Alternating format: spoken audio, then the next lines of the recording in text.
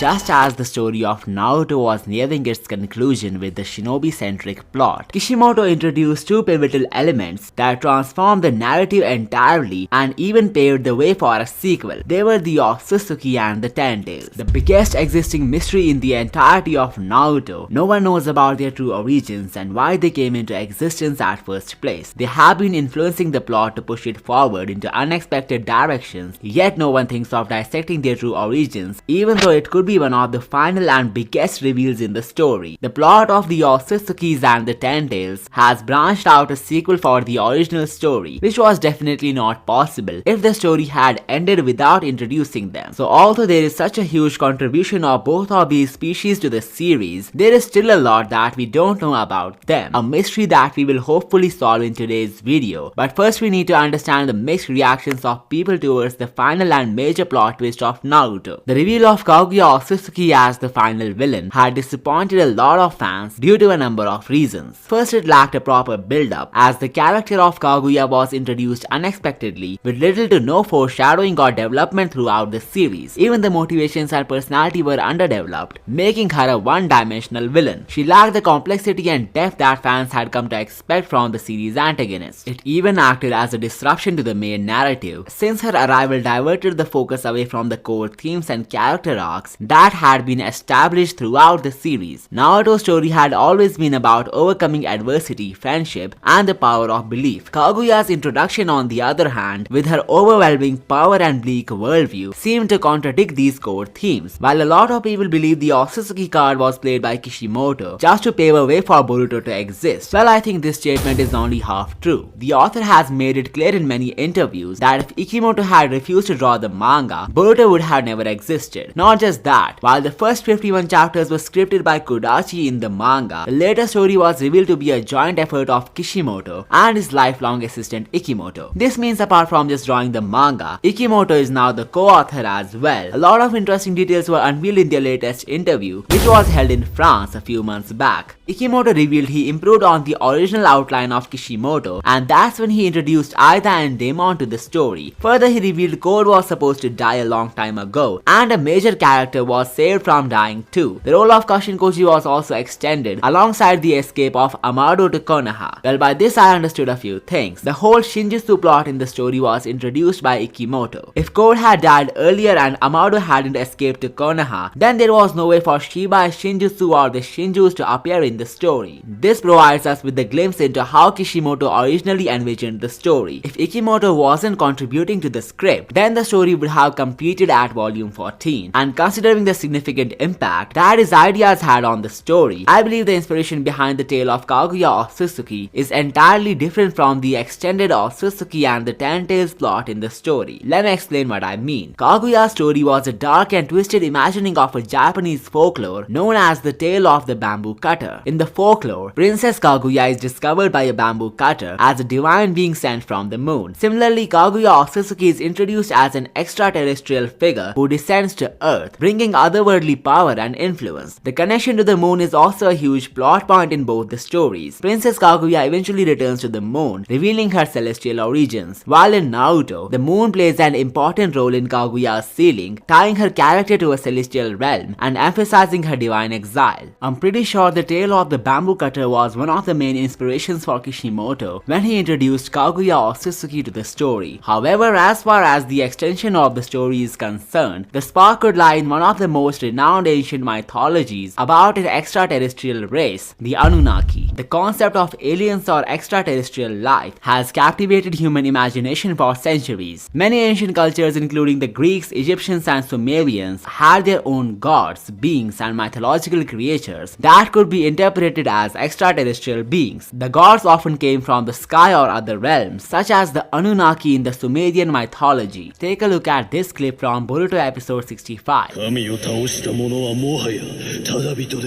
Here Momoshiki clearly refers to himself as a god, and is not a reference to the gods of the Otsutsukis who were introduced later in the story. Another proof for these gods being a reference to the Otsutsuki comes from the anime, where Toneri said soon the gods will land upon this planet. And again, these gods were not the ones who have attained the highest stature in the celestial clan. Rather, it's the Otsutsukis themselves who have a superiority complex over human beings, making them perceive them themselves as their gods. Something similar to the account of the Anunnaki, the alien gods of Mesopotamia. Upon doing some research on these creatures, there is something interesting that I found. The sun and the moon clans that were shown in Naruto the last movie seem to have been derived from the Anunnaki. This means the whole Otsutsuki plot in the story is a reimagining of these mythical creatures, and by understanding their story better, we could get to know a lot about the secrets of the Otsutsuki clan. By now, a few things are clear. The writers were inspired from the story of the Anunnaki while penning down the Otsutsuki plot in Boruto. There is one book that I found about these creatures which could possibly explain the true purpose of the Otsutsukis in the story of Boruto. It's called Slave Species of the Gods by Michael Tellinger. The book presents a controversial theory that ties together the ancient Mesopotamian myth of the Anunnaki with the idea of extraterrestrial beings influencing the development of human civilization. The idea that these beings came to Earth thousands of years ago and created humans to serve as a slave species for mining gold and other resources. The author connects this theory to ancient Sumerian myths, where these beings were seen as gods by early civilizations. He even thinks that the evidence of ancient mining operations in places like South Africa can be taken as a direct hint to the Anunnaki's involvement. Moreover, the Anunnaki are believed to have brought the Tree of Life to Earth as a tool for genetic engineering. The purpose was to manipulate human DNA, creating humans as a slave species to mine valuable resources like gold for the Anunnaki home planet. Now replace these Anunnaki with Otsutsukis and the resources with Chakra in context of Kishimoto's story. The celestial beings desperately need Chakra in order to harvest the divine fruit. By this we can conclude the Otsutsuki themselves created the inferior race so that they could serve them as slaves. Humanity in the story of Naruto and Boruto is nothing but a slave species of the gods, and so far there were 2 or possibly 3 attempts made by different Otsutsuki duo to cultivate the divine fruit of this planet. Well, I even found some canon material in my research which makes this possibility even more plausible. Earlier this year, a panel was released unveiling a lot of new information about an Otsutsuki god who was behind the creation of the Naruto universe. Now there was one confusion among fans regarding this creator Otsutsuki god. Was this a reference to Shibai Otsutsuki, the only creature known to have attained godhood, or is this the story of a different god who belonged to another universe which has been wiped out for some unknown reasons? I think there's a 50-50 chance for this Kami Otsutsuki to be Shibai. The various hints of missing creatures in the story kinda tease Shibai to be a part of the absent duo. However, if there are actually too many gods in the story, then it won't take much time for a Dragon Ball Super type of twist to take place in Boruto. And even though it may be a good idea to milk the story for as long as possible, it would eventually erase the true essence of the series. So the more likely possibility is the Kami Otsutsuki being Shibai, who actually belonged to a now extinct universe, and with the passage of time, he created the present universe, where Otsutsukis like Momoshiki, Ishiki and Kaguya dwelled. He then subjected a predetermined will to them, which was to cultivate chakra fruits throughout galaxies in order to attain a similar divine stature. Well, it's either that, or maybe these Otsutsukis existed in the previous world of Kami Otsutsuki, and since they do not get affected by omnipotence, they were able to arrive in this new universe. This means the Otsutsukis actually belong to a universe that has been extinct for a long time now, and the system created by Shibai in this new universe reduced the mankind and all such inferior races to slaves who are just a source of chakra for the Otsutsuki clan. Another reason for this theory to make a lot of sense has something to do with the identity of Shibai Otsutsuki. It could be that he was among the very first people to become an Otsutsuki and not just their god. That's right. I think Shibai originally belonged to a different species who first evolved into an Otsutsuki, and after grinding for thousands of years, he attained the stature of godhood. The contrast between the life of Boruto and Shibai can also be taken as a solid hint to back this possibility. Not just that, when Jigen envisioned Boruto and Kawaki as Otsutsukis, he imagined them wearing black robes and attire similar to Shibai Otsutsuki. So what if the people who evolved into an Otsutsuki from another species are expected to wear black attire instead of the white noble dress? This makes it clear that Shibai Otsutsuki was able to do something that not even the pure Otsutsukis could do. He seems to be the first being who wasn't born in this race, yet was able to attain godhood. With his dedication, hard work and patience, he became a prime example for the Otsutsuki clan, motivating them to grind as hard as they could, just to achieve the dream of becoming a peerless existence. Now coming on to the biggest theory, the connection between Ten Tails and the Otsutsukis that no one expected. So as we know, the god Otsutsuki created this new universe where the events of Boruto are taking place, and from the Anunnaki symbolism, we can assume that the mankind didn't exist in the previous universe, and it wasn't until Shibai manifested them in his new world that they came into being. So this has cleared one thing. The species that Shibai belonged to was clearly something other than human. So what if it was the Ten Tails, the main source for an Otsutsuki to cultivate the chakra fruit? The reason I think so is because Jura, the humanoid Ten Tails with awakened consciousness, can be seen wearing a black attire, which kinda resembles the god Otsutsuki. We know it was the DNA of Shibai, which granted intellect and awareness to the Ten Tails, but have you ever wondered the true reason behind their evolution? Well, what if I told you the DNA of Shibai was compatible with the Ten Tails, cause he himself was a part of this race at some point, but after going through a natural evolution cycle, or let's say a miracle, he first turned into a Shinju, then an Otsutsuki, and eventually an Otsutsuki god. And by this we can conclude the evolution of the Ten Tails into humanoid creatures is not a first time thing in the story. There's a good amount of chance for Shibai to be the one who went through this evolutionary cycle, explaining his black attire and distinction from the other members. All the other male Otsutsukis have the Shiki suffix in their name, while the Otsutsuki god is mysteriously an exception. Not just that, another major hint comes from a statement of Jura from chapter 14. Once he learned about the chakra fruit, he became intrigued and eager to discover its effects upon consumption. Little does he know that this chakra fruit would turn him into an Otsutsuki being, a phenomenon which occurred to Shibai millions of years ago. Now when I think of it, there's a concept that hasn't been explored enough in the story of Naruto or BORUTO, and this concept could clear the biggest mystery of the series so far. We know a Ten Tails produces a chakra fruit after consuming an Otsutsuki being, but have you ever wondered what happens when a chakra fruit is eaten by the Ten Tails itself? Well, that could be the answer to one of the biggest mysteries of the series. A Ten Tails becomes an Otsutsuki after consuming a divine fruit. This would explain the origin story of all the celestial species and why they desperately need the Ten Tails to evolve themselves. So technically the Ten Tails is the very first species in this evolutionary chain, followed by the Otsutsuki and their gods, plus the species that were supposed to be their slaves. There are more mysteries regarding the Otsutsuki god that we have unraveled in some recent videos, like the secret connection that he shares with the white Kama of Code, or the new powers that he will soon grant BORUTO. You can find out more about them in these videos. Also drop your thoughts and theories in the comments below. I will see you next time.